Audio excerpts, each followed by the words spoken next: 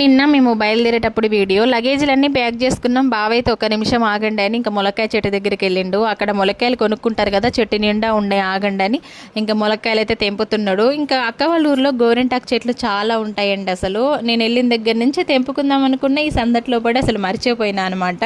ఇంకా నిన్న మొన్న ఒక సిస్టర్ కామెంట్ చేసింది, ఒక్కరు కాదు ఇద్దరు కామెంట్ చేసిరు, అక్కకి పిల్లలు ఎంతమంది అని. ఆల్రెడీ వీడియోస్లో చూపిస్తూనే ఉన్న అక్క పిల్లల్ని. అక్కకి ఇద్దరు బాబులే, నాకు ఇద్దరు బాబులే, మా ఇద్దరి మధ్యలో ఆడపిల్లలు అయితే లేరనమాట.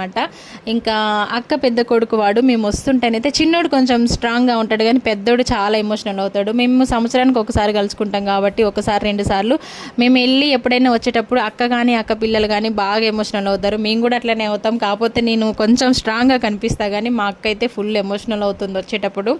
నాకైతే చాలా బాధ అనిపించింది. వచ్చేటప్పుడు దారిలో నేను ఏడ్చుకుంటానే వచ్చిన. మేము వచ్చిన తర్వాత మా అక్క ఇంట్లోకి వెళ్ళి కూడా ఏడ్చింది అనమాట. ఎందుకంటే అందరం కలిసి ఉన్నాం కదా 4 రోజులు, ఇక అట్లనే ఉంటుంది బాధ అయితే. ఇంకా మా అక్కకి అక్క కొడుక్కి మేము మాట్లాడిస్తేనే ఏడుపు వస్తుంది. వెళ్ళేటప్పుడు మళ్ళీ ఏడవద్దని ఆపుకుంటారు. ఎంత కంట్రోల్ చేసినా ఆపుకోలేకపోయారు. వీడియో నచ్చితే చిన్న లైక్.